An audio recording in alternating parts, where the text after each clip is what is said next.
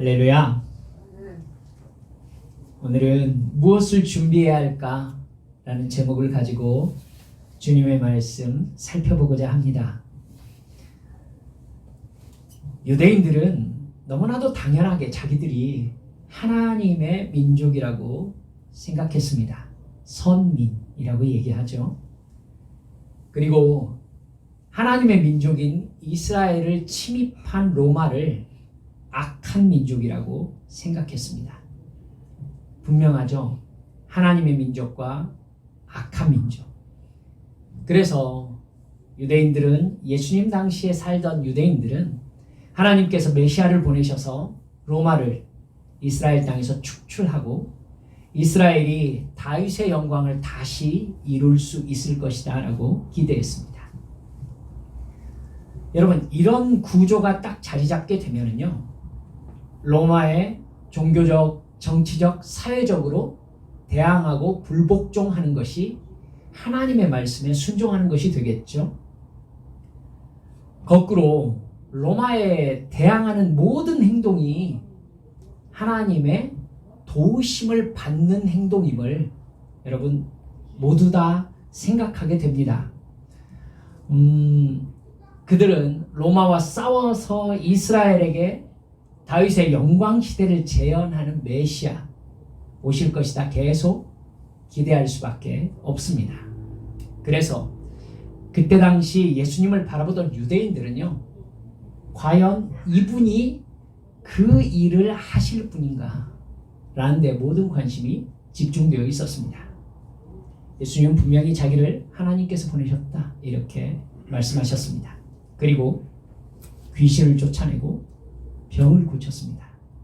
여러분, 로마는 귀신의 나라, 악령의 나라잖아요. 귀신을 쫓아내는 능력자가 눈앞에 있습니다. 이스라엘 백성들이 무엇을 연상하면서 예수님을 바라보게 되었을지 충분히 짐작할 수 있지요. 뿐만 아니라 오병이어의 기적을 통해서 엄청난 능력을 가지고 있음을 모든 사람들에게 보여주셨습니다. 지금 예수님이 보이시는 모습으로 볼 것 같으면 예수님이 메시아이실 가능성이 아주 높았습니다. 그런데 예수님이 정말 그분, 정말 하나님이 보내신 이스라엘을 위한 메시아라면 해야 할 최종적인 일이 있었는데, 로마와 싸울 정치적, 군사적 능력을 나타내야 되는 일이었습니다. 그런데 사실은 이게 하이라이트잖아요. 그런데 예수님은 유독 그 부분에 대해서만큼은 철저하게 아무 일도 하지 않으셨습니다. 비록 제사장들과 바리새인들이 예수님을 함정에 빠뜨리려고 질문한 것이었지만은, 로마 황제에게 우리가 세금을 바치는 것이 옳으냐? 이 질문에 예수님은 분명히 로마 황제의 것을 로마 황제에게 바쳐라 라고 말씀하셨습니다. 즉, 듣기에 따라서는 로마의 통치를 허용하는 모습을 보여주신 것입니다. 예수님은 로마를 적으로 여기시는 어떤 말씀이나 행동을 하지 않으셨습니다. 오히려 로마의 백부장을 보시면서 누구보다 믿음이 뛰어난 사람이다 라고 칭찬하셨습니다. 그러면 유대인들은 도대체 예수가 누구냐라는 생각을 계속할 수밖에 없었습니다. 이분이 누구냐를 결정해야 이분을 우리가 어떻게 대해야 되고 이분과 함께 할 수 있는 게 무엇인가를 생각하게 되잖아요. 근데 이걸 결정을 못 하겠는 겁니다. 더구나 예수님과 부딪혔던 사람들은 로마의 군대나 통치자가 아니라 일관되게 유대의 제사장, 서기관, 바리새인들이었습니다. 그들은 그나마 유대인의 정체성을 붙들고 있었던 종교 지도자들이었습니다. 다 지지를 받지는 않았지만 그들마저 없다면 유대인들의 종교 전통이 사라지는 거예요. 그런데 예수님은 구원의 대상까지 언급하시면서 유대 종교 지도자들과 극심하게 부딪히셨습니다. 유대인들은 지옥이 있다면 그곳에 이방인이 가야 되고 이방인 중에서도 특히 로마인들이 가야 된다라고 생각하고 있었습니다. 그런데 예수님은 지옥에 가야 할 사람들로 제사장들과 바리새인들과 서기관들을 말씀하신 거예요. 그때 당시에 있던 유대인들로서는 이건 종교 지도자들이 아무리 잘못됐다 하더라도 도무지 받아들일 수 없는 이야기였음에 틀림이 없습니다. 예수님은 지옥에 가야 될 사람들로서 그들을 얘기했을 뿐만 아니라 아주 신랄하게 위선자들, 즉 사기꾼들이라고 비난하셨습니다. 이러면 유대인들에게 가장 궁금한 것이 도대체 예수가 누구냐라는 얘기가 되는 것입니다. 도대체 예수가 누구냐? 예수가 누구냐라는 얘기는 무슨 얘기가 되느냐면 예수의 편이 누구며 예수의 적이 누구냐라는 이야기가 되는 것입니다. 그리고 그것이 결정되어야 유대인에게 예수가 어떤 의미냐라는 걸 결정할 수가 있게 되는 것이에요. 그 부분에서 예수님은 끝까지 유대인들이야말로 구원이 약속된 하나님의 민족이라든가 로마에 대항하는 것이 하나님의 뜻이라라는 듣고 싶었던 얘기를 한마디도 하지 않으신 겁니다. 유대 종교자들과 끝까지 대립하셨고 결국은 너무나 허무하게 그들과 대립하다가 십자가에 못 박혀 죽어버리신 겁니다. 즉 여러분 십자가 사건은 유대인들이 최종적으로 예수님을 메시아로 인정하지 않기로 결정했다는 것을 의미합니다. 더 나아가 예수야말로 유대인이라는 민족 정체성에 해가 되는 인물이다 라고 정죄한 것이죠. 유대인들은 자기들이 하나님이 선택하신 아브라함의 후손이며 하나님께 율법을 받고 가나안 땅을 하사받고 하나님의 지배를 받은 민족이니 하나님의 민족이다 이렇게 생각해 왔던 것입니다. 그런데 예수님은 전혀 다르게 말씀하셨어요. 자기가 유대인이면서도 율법은 받았다는 것이 중요한 게 아니라 지키는 것이 중요하다는 것입니다. 유대인들은 말로만 하나님의 민족이라고 말할 뿐 말로만 유대인으로서 율법을 받은 민족이라는 특별한 선민의식이 우리에게 있다라고 얘기할 뿐 이방인과 똑같이 하나님의 말씀에 일관되게 불순종했던 역사만을 가지고 있다라고 예수님이 계속해서 말씀하신 겁니다. 지금 너희들 역시 하나님의 말씀에 순종하려는 하나님의 민족이 아니라 율법을 이용해서 너희들의 이익을 취하려는 불신자들이다. 거짓 종교인일 뿐이다. 라고 예수님이 서기관, 바리새인, 제사장들에게 적나라하게 말씀하신 것입니다. 따라서 종교 지도자들을 포함한 모든 유대인들은 하나님께 회개하여 하나님의 민족임이 행동으로 나타나기 전엔 너희들도 이방인과 똑같을 뿐이다 라고 예수님이 일관되게 이야기하는 소리를 들었던 것이에요. 여러분 이 이야기는요 예수님이 하늘로 올라가신 다음에 스데반이 이 말씀을 적나라하게 마지막 설교에서 이야기하는 모습을 볼 수 있습니다. 사도행전 7장 51절에서 53절까지 말씀 보면요 스데반 집사가 돌에 맞아 죽기 바로 전에 마지막 설교 부분에서 유대인들에게 이렇게 외칩니다. 목이 곧고 마음과 귀에 할례를 받지 못한 사람들아 너희도 너희 조상과 같이 항상 성령을 거스르는도다. 너희 조상들이 선지자들 중에 누구를 박해하지 아니하였느냐? 의인이 오시리라 예고한 자들을 그들이 죽였고 이제 너희는 그 의인을 잡아준 자요 살인한 자가 되나니 너희는 천사가 전한 율법을 받고도 지키지 아니하였도다.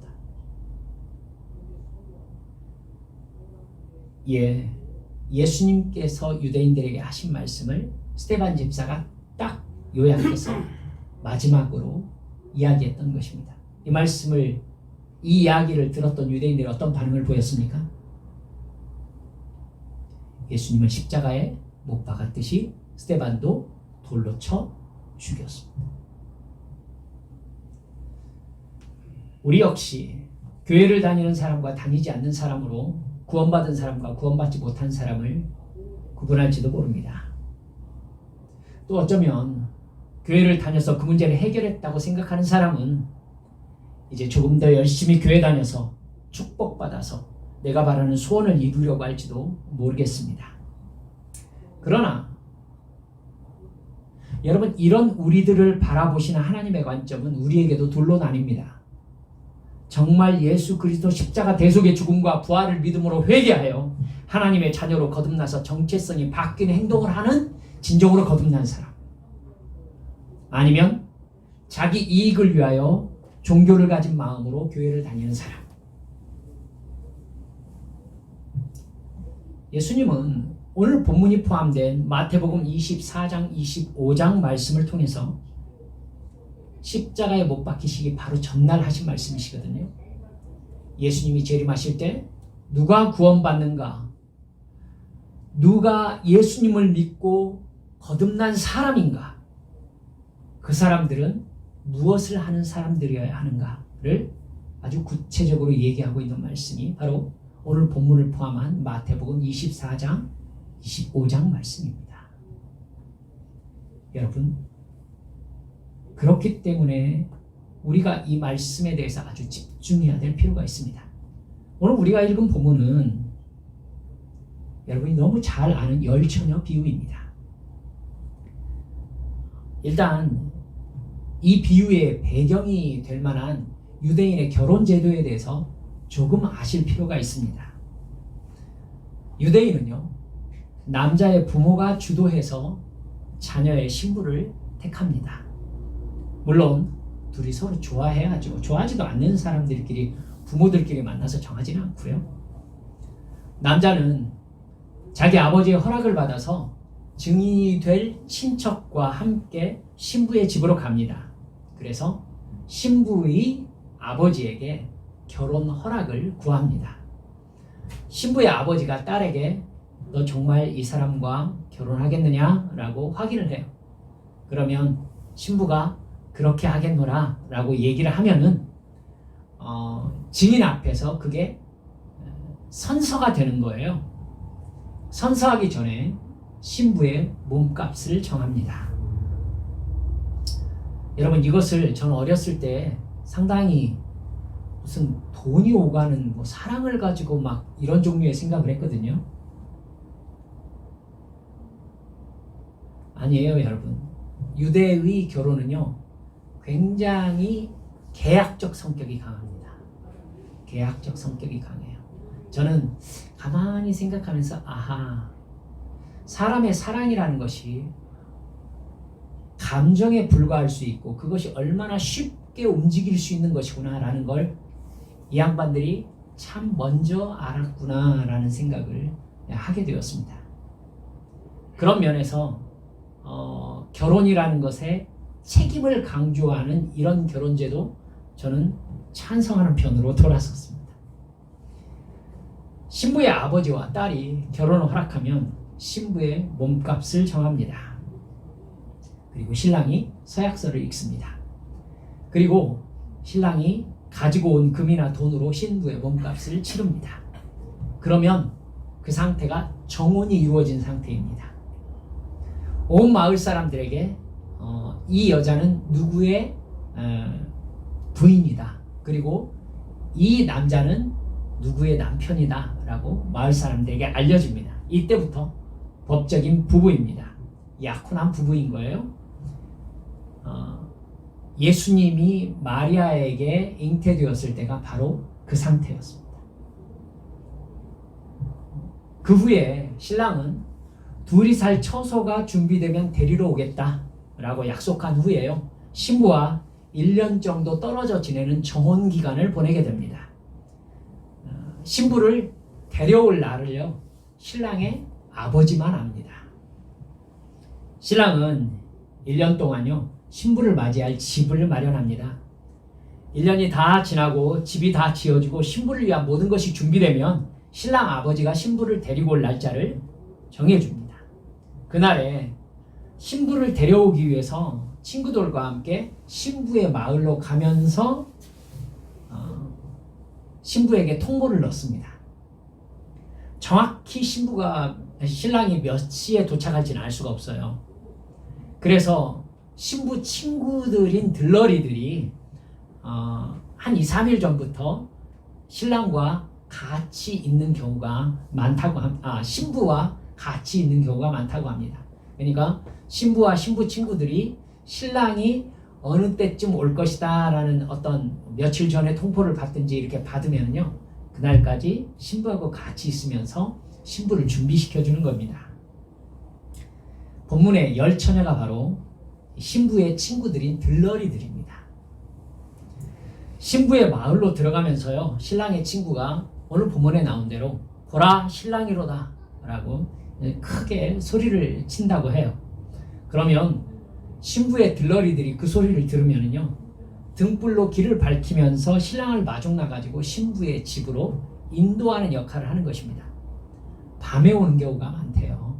낮에 오기도 하는데요, 그렇게 출발하면서 신랑이 신랑 친구들하고 같이 놀다가 밤에 도착하는 경우가 많다고 합니다. 그래서 신부의 들러리들이 등불을 들고 신랑이 오는 곳으로 마주 나가는 것입니다. 그리고 신랑을 데리고 들어가서 신부의 집에서 길게는 7일 동안 혼인잔치가 벌어지는 것입니다. 이 예식에 참여하는 사람들은 예복을 입어야 했습니다. 그 잔치가 끝난 후에 신랑이 신부를 데리고 신방으로 들어가는 것입니다. 그때 신부의 친구들인 들러리들이 신방까지 안내하는 역할도 합니다. 그러니까 신부의 친구들은요, 등불을 들고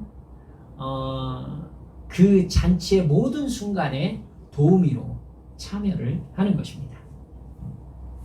이 혼인 잔치 동안에 등불을 밝히는 것이 들러리들의 가장 중요한 역할이기 때문에요, 들러리들은 등불을 밝힐 기름을 충분히 준비해야 했습니다. 등을 이렇게 들면은요, 거기에 기름을 가득 채워서 불을 밝히면 2시간 정도면은 등불이 꺼진대요. 오늘의 본문의 열 들러리들을요, 예수님은 슬기로운 5 처녀와 미련한 5 처녀로 나누고 있습니다. 신랑의 도착이 늦자 10 처녀 모두 졸면서 잤습니다. 5 처녀는 깨어 있었던 게 아니에요. 10 처녀가 모두 졸면서 자고 있었습니다. 즉 신랑이 도착했다는 소식이 들릴 때까지 누가 미련하고 슬기로운지 알 수 없었다는 뜻입니다. 등불을 켜놓고 졸면서 자고 있다가 신랑이 도착했다는 소리가 들리자 등불을 들고 신랑을 맞을 준비를 하는 것입니다. 근데 미련하다고 표현된 이 5 처녀가 자기들 등에 기름이 떨어져 간다는 것을 알게 되었습니다. 그들이 슬기로운 5 처녀들에게 기름을 좀 나눠달라. 그러니까 슬기로운 5 처녀들이 우리 거 나눠주면은 중간에 너희도 꺼지고 우리도 함께 꺼질 가능성이 있으니까 차라리 기름을 사와라, 이렇게 이야기합니다. 미련한 5 처녀가 기름을 사러 나갑니다. 그 사이에 신랑이 도착해버렸어요. 신랑과 지혜로운 5 처녀는, 여러분, 이 사람들이 신부가 아니에요. 저는 어렸을 때 착각했거든요. 성경 읽으면서 5 처녀가 들러리들입니다. 신부는 따로 있어요. 그렇기 때문에 이 비유의 의미를 잘 생각하셔야 됩니다. 신랑과 신부, 지혜로운 5 처녀는 혼인잔치에 들어갔습니다. 그리고 문이 닫혔습니다. 기름을 사러 갔던 5 처녀는 도착해가지고 문을 두드리면서 주여 열어주소서.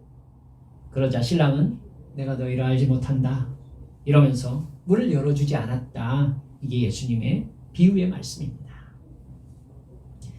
이 비유의 말씀은 예수님이 24장, 25장에서 마지막 날 예수님께서 심판주로 재림하실 때 있을 심판에서 누가 구원을 받을 수 있는지를 말씀하신 내용 중에 포함되어 있는 말씀입니다. 그러니까 지금 예수님이 앞, 뒤로 무슨 얘기를 하고 있는지를 맥락을 알면 이 비유의 정확한 의미를 잡아낼 수 있는 것이죠. 예수님은요, 자기들은 하나님의 민족이니까 당연히 구원받을 것이라고 생각하고 있는 이 유대인 개념을 확실히 가지고 있는 제자들에게 말씀하고 있는 거예요. 그럼 진정으로 거듭난 사람이 기름을 준비한 사람이다 라는 말이 무슨 뜻일까요? 저는 어렸을 때부터 기름이 성령이다 이렇게 단순하게 배웠습니다. 틀렸다라고 볼 수는 없습니다만은 좀 더 자세하게 알 필요가 있습니다. 이 말씀 앞뒤를 보면 짐작할 수 있거든요. 이 말씀 앞에 있는 24장 45절 말씀을 보면 이렇게 나옵니다. 충성되고 지혜 있는 종이 되어 주인에게 그 집 사람들을 맡아 때를 따라 양식을 나눠줄 자가 누구냐? 여러분, 종에게 자기 집을 맡기고 멀리 떠난 주인의 얘기가 나와요. 그러면서 주인이 집을 잘 관리하라고 이렇게 했는데 주인이 느닷없이 와요. 느닷없이 와서 혹시 이 종이 친구들과 함께 술을 마시면서 자기보다 낮은, 직위가 낮은 종들을 때리면서 폭력을 행하는 모습을 보게 된다면 그 사람이 엄한 벌을 받게 될 것이다 라고 말씀하셨어요. 그게 24장 51절 말씀이거든요. 주인이 늦게 올 거라고 생각하면서 동료들을 때리고 술 친구들과 먹고 마시다가 갑자기 주인이 와게 되었을 때에 엄히 때리고 외식하는 자가 받는 벌에 처하리니 거기서 슬피고 울며 이를 갈리라. 그리고 그 다음 나오는 말씀이 열처녀 비유예요. 그 뒤에 여러분 25장 14절 이 열처녀 비유 바로 다음에 예수님이 뭐라고 무슨 말씀을 하시냐면 달란트 비유를 말씀하세요. 5달란트, 2달란트, 1달란트 맡은 종들이 오랜 시간이 지나서 주인을 맞이해서 자기가 맡은 달란트를 주인 앞에서 결산하는 내용을 여러분 잘 알고 계시죠?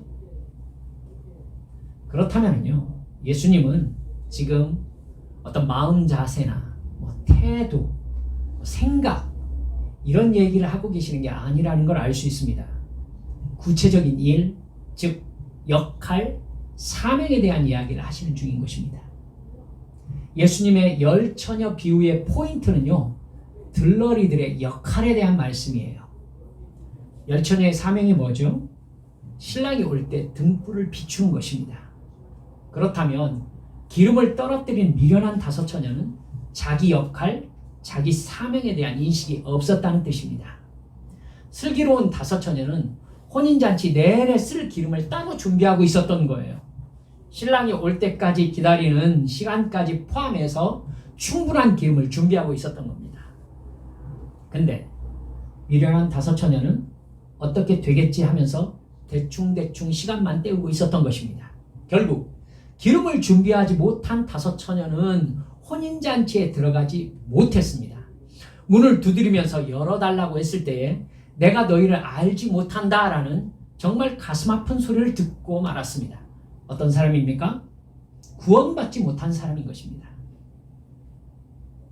따라서 기름 준비가 되었다는 것은 단순히 성령 받은 사람이다 이런 식의 얘기를 하시려고 예수님이 말씀하신 것이 아니라 예수 그리스도의 대속의 십자가 부활을 믿고 회개하여 거듭남으로 성령 충만하여 내게 주신 사명을 감당하고 있는 삶을 사는 사람, 이 사람이 구원받은 사람이다. 즉 기름이 준비된 사람이다 라고 예수님이 말씀하고 계시는 것입니다. 여러분, 중요한 것은 똑같이 등불을 들고 있었다는 뜻입니다. 그리고 처음에 열처녀 모두 등불을 밝히고 있었다는 사실이에요. 이게 우리가 주목해 볼 만한 상황입니다. 열처녀 모두 다 등불을 들고 있었고 불이 밝혀져 있었어요. 근데 미련한 5처녀는 등불을 꺼뜨린 거예요. 생각나십니까? 지난주에 제가 홍해를 건넌 사람이 구원받은 사람입니까? 라고 여러분께 여쭈었습니다. 여러분, 10사람 모두 홍해를 건넌 사람인 겁니다. 홍해를 건넌 사람이고 똑같이 등불을 들고 있었고 똑같이 불을 밝히고 있었다고요.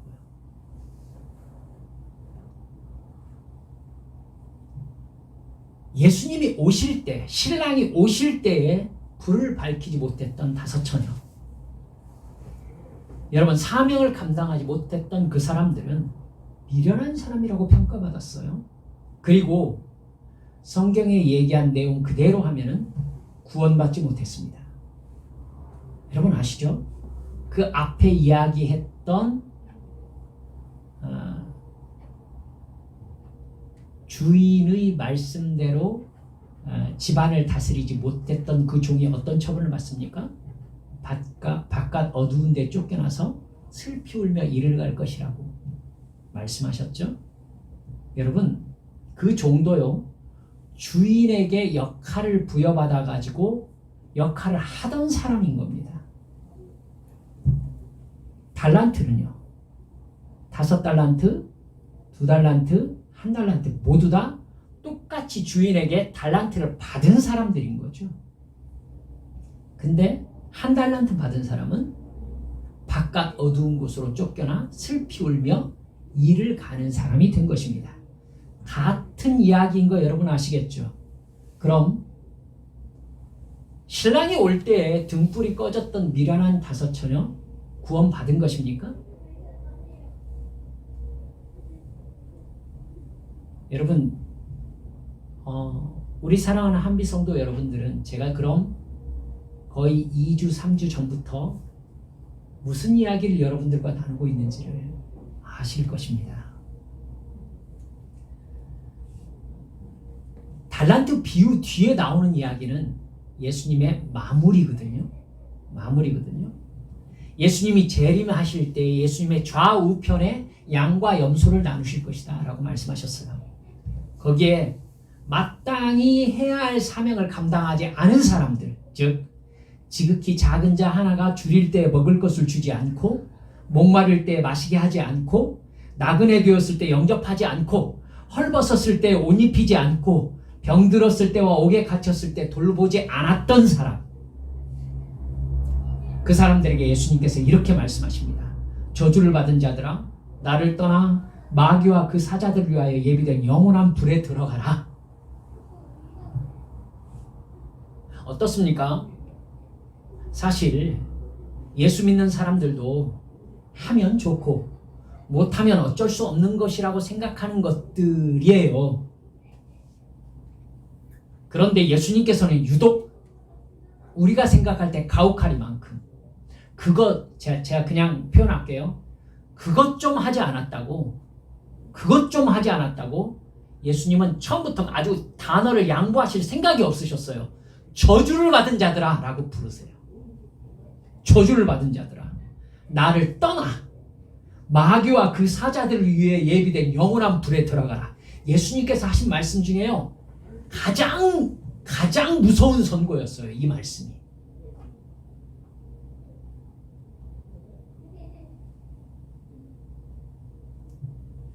여러분, 그 사람들이 예수님, 하나님을 모르는 사람들이 아니었어요. 아는 사람들이에요. 같은 종교 의식에 참여했었고요, 같은 종교 형식을 가지고 있었습니다. 그들은 예수님께 주여라고 불렀습니다. 주여. 그러나 그들이 가지고 있었던 종교적 형식과 행위는 그들에게 아무 소용이 없었습니다. 홍해를 건넜지만 그들은 멸망당했습니다. 이 말씀을 들은 우리 한빛의 가족들은 어떻게 해야 합니까?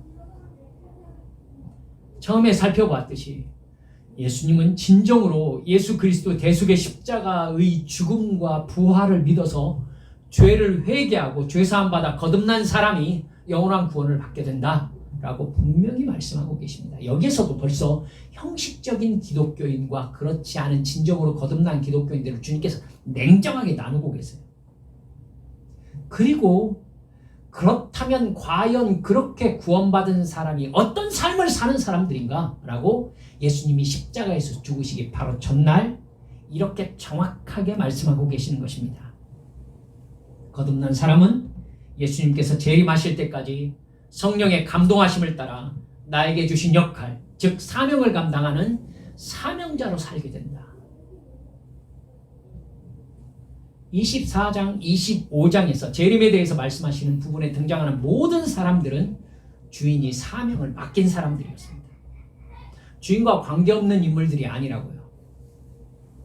그들은 주인이 오시면, 즉 예수님께서 재림하시면 주셨던 사명에 대한 평가와 그 평가에 따른 영원한 영광과 영원한 형벌로 나뉘어지게 된다는 사실을 어쩌면 알고 있었습니다. 그들은 모두 유대인들이었던 것처럼 예수님을 믿는 사람들이고 율법을 받은 사람들입니다. 열처녀 똑같이 등을 들고 있었던 것과 같습니다. 그 뒤에 나오는 달란트 비유에서도 마찬가지였죠. 셋 다 달란트를 받았습니다. 같은 종교 행위를 하고 있었음을 뜻합니다.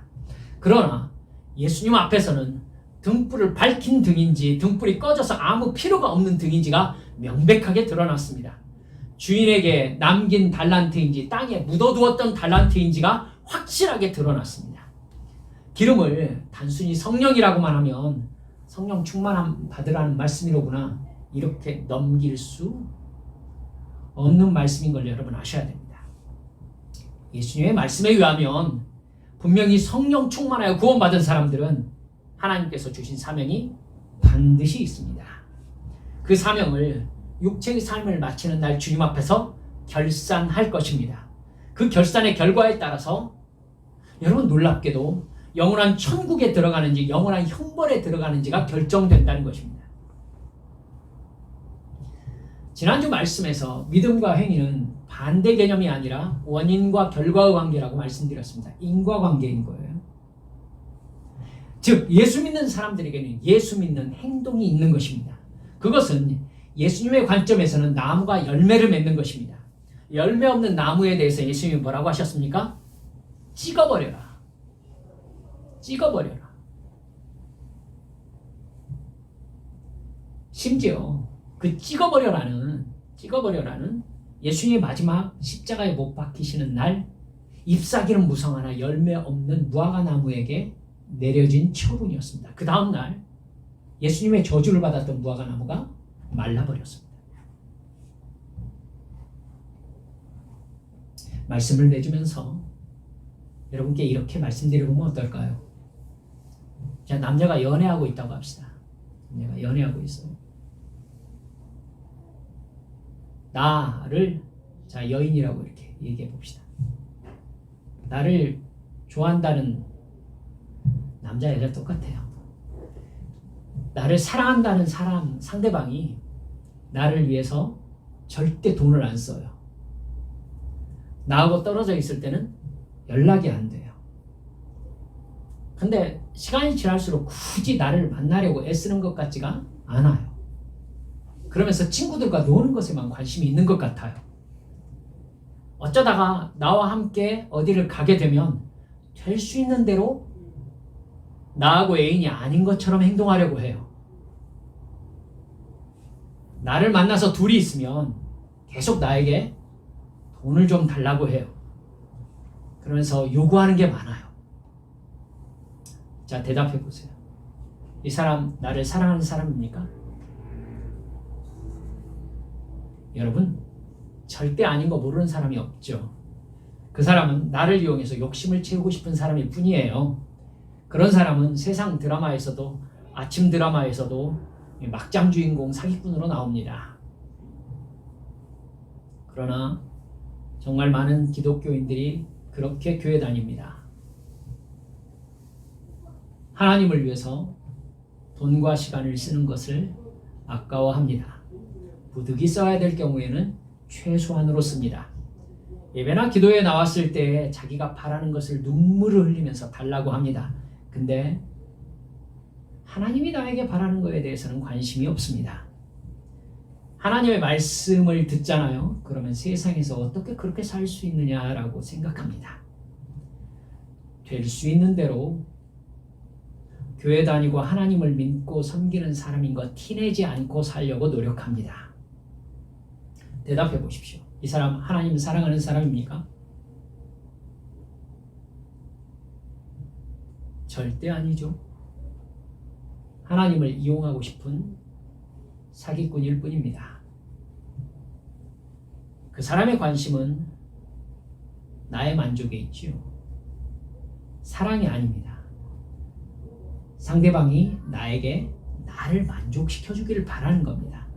그리고 누구보다도 무엇보다도 내가 만족하기 위하여 필요한 것을 내가 알고 있습니다.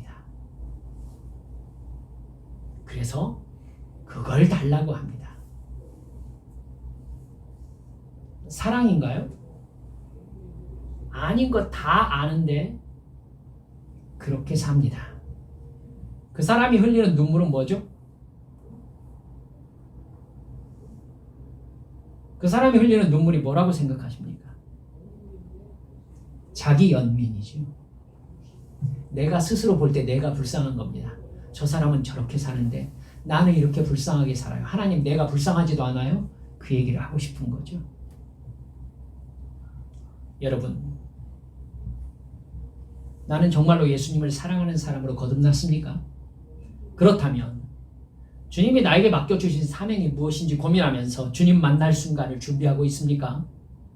어느 때보다 주님 오실 날이 가까운 이때 우리 한빛 가족들은 심각하게 기도하면서 이 문제를 집중해서 해결해야 됩니다. 주님은 농담하신 것이 아닙니다. 이러면 좋고 그렇지 않으면 안 된다 뭐 이 정도의 분위기가 아니라 주님이 계속해서 반복해서 뭐라고 하셨냐면은 바깥 어두운 곳에 쫓겨나 슬피 울며 이를 갈 것이다 라고 주님께서 표현할 수 있는 지옥에 가장 가까운 표현을 마태복음 24장 25장 말씀 사명을 이야기하시면서 말씀하고 계십니다. 여러분, 주님께서 나에게 맡겨주신 사명은 무엇입니까? 이것부터 물어봅시다. 그 사명이 기쁩니까? 부담스럽습니까? 그 답에 따라서 내가 하나님을 사랑하는지 아니면 하나님이 나에게 필요한 분이라고 생각하고 있는지를 판가름할 수 있을 것입니다. 여러분, 직접적으로 나의 시간과 돈과 인간관계는 무엇을 위해서 사용되고 있습니까? 여러분, 내가 죽어서 주님을 만났을 때 주님께서 나에게 무엇이라고 말씀하실까요? 이 문제에는 나의 영생이 포함되어 있습니다. 그렇기 때문에 저는 두렵습니다. 그래서 사도 바울이 이렇게 얘기했습니다. 만일 내가 복음을 전하지 않는다면 나에게 해가 있을 것이다.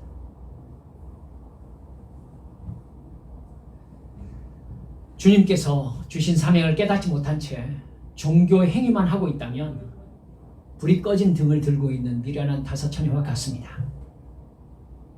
신랑과 상관이 없지요. 마지막 날 신랑과 아무 상관없는 존재가 된다는 것처럼 두려운 일은 없습니다. 사랑하는 여러분들, 이 시간 우리 잠잠히 주님 앞에 기도했으면 좋겠습니다.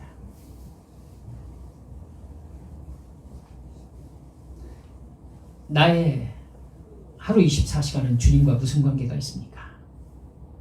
나에게 주신 사명이 제대로 순종되어지고 있습니까? 여러분, 저는 부족하지만 교회는 성도들을 예수 그리스도를 올바로 믿어서 천국 보내는 일을 해야 된다 라고 생각하고 있습니다. 천국은 해결된 문제입니까? 이 말씀 앞에서 누가 나는 천국은 해결되었다라고 말할 수 있겠습니까? 이 시간 기도하시면서 주여, 내가 정말 주님을 사랑함으로 주께서 주신 사명을 기쁘게 감당하며 주님 오실 날을 기다리고 있는 사람인지 돌아보게 하옵시고, 주님 내게 주신 그 사명에 붙잡혀 사는 나의 평생이 되게 하여 주옵소서. 이 시간 주님 앞에 함께 동성으로 기도하시겠습니다. 기도합니다.